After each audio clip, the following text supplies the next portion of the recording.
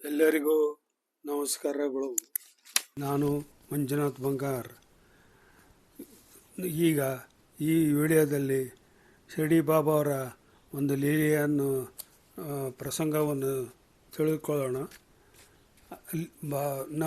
ನೀವು ನನ್ನ ವಿಡಿಯೋಗಳಿಗೆ ಸಬ್ಸ್ಕ್ರೈಬ್ ಮಾಡಿಲ್ಲ ಅಂದರೆ ಸಬ್ಸ್ಕ್ರೈಬ್ ಮಾಡಿ, ಲೈಕ್ ಮಾಡಿ, ಶೇರ್ ಮಾಡಿ ಮತ್ತು ನಿಮ್ಮ ಅಭಿಪ್ರಾಯಗಳನ್ನು ತಿಳಿಸಿ.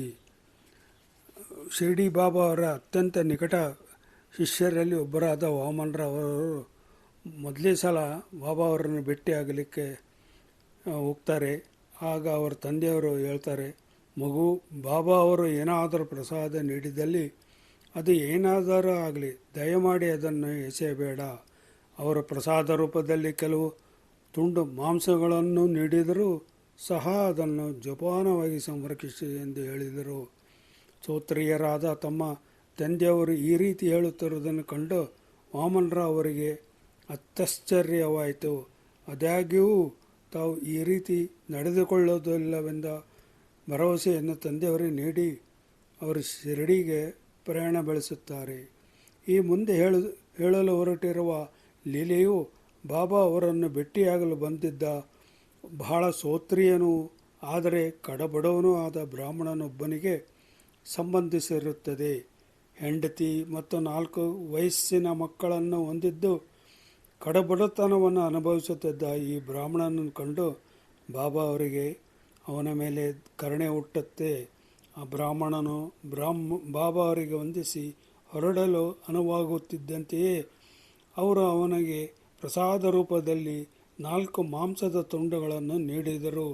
ಹಾಗೂ ಈ 4 ತುಂಡುಗಳು ನಿನ್ನ 4 ಮಕ್ಕಳಿಗೆ ಸಾಕಾಗುತ್ತದೆ ಎಂದು ನುಡಿದರು.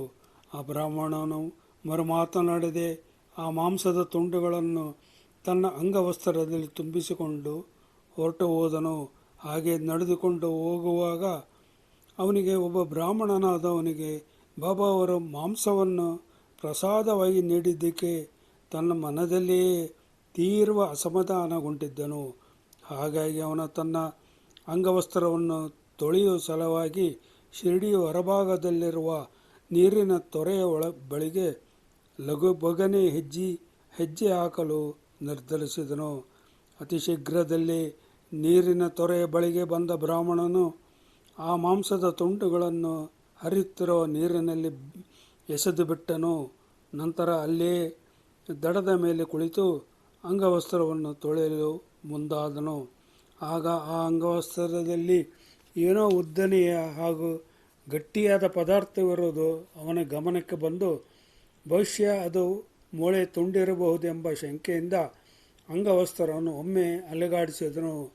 ಆದರೆ ಆ ವಸ್ತ್ರದ ಒಳಗಡೆ ಮೊಳೆ ಇಲ್ಲದೆ ಬದಲಿಗೆ 1 ತೊಲ ಅಥವಾ 12 ಗ್ರಾಂ ತೂಕವಿರುವ ಚಿನ್ನದ ತುಂಡು ಇರುವುದನ್ನು ಕಂಡು ಅವನಿಗೆ ಮಹದಾಶ್ಚರ್ಯವಾಯಿತು.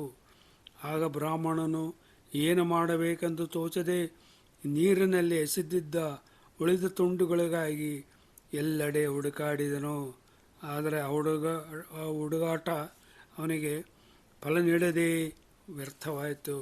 ಬಹುಶಃ ನನ್ನ ತಂದೆಯವರು ಈ ಮೇಲಿನ ಲೀಲೆಯನ್ನು ಓದಿರಬೇಕು ಅಥವಾ ಬಹಳ ಕಾಲದಿಂದ ಶಿರ್ಡಿಯಲ್ಲಿ ವಾಸಿಸುತ್ತಿರುವ ಬಾಬಾಜಿಯವರ ಬಾಯಿಂದ ಕೇಳಿರಬೇಕು. ಆದ್ದರಿಂದ ಅವರು ಬಾಬಾ ಅವರು ನೀಡಿದ ಪ್ರಸಾದ ಏನೇ ಆಗಿರಲಿ ಅದನ್ನು ಎಸೆಯಬಾರದೆಂಬ ನನಗೆ ತಾಕೀತು ಮಾಡರು ಎಂದು ವಾಮನರ ಅವರು ಹೇಳುತ್ತಾರೆ. ನಮ್ಮ ದೈನಂದಿನ ಜೀವನವನ್ನು ನಡೆಸುವುದಕ್ಕೆ ನಮಗೆ ಖಂಡಿತವಾಗಿ ಹಣದ ಅವಶ್ಯಕವಿದೆ. ಆದರೆ ಇದನ್ನು ಸಂಸ್ಕೃತದಲ್ಲಿ ಅರ್ಥ ಎಂದು ಹೇಳಲಾಗುತ್ತದೆ. ಹಾಗೂ ಈ ಹಣವನ್ನು ಪ್ರಾಮಾಣಿಕವಾಗಿಯೂ ಹಾಗೂ ಧರ್ಮ ಮಾರ್ಗದಲ್ಲಿ ನಡೆದು ಸಂಪಾದಿಸಬೇಕು. ನಾವು ನಮ್ಮ ಕೆಲಸಗಳನ್ನು ಅಥವಾ ಬಾಬಾ ಅವರ ಆರಾಧನೆಯನ್ನು ಯಾವುದೇ ಷರತ್ತುಗಳಿಲ್ಲದೆ ನಿರ್ವಹಿಸಬೇಕು.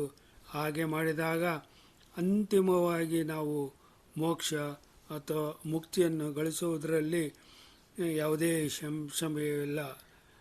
ನಮಸ್ಕಾರಗಳು. ಜೈ ಭಾರತ್.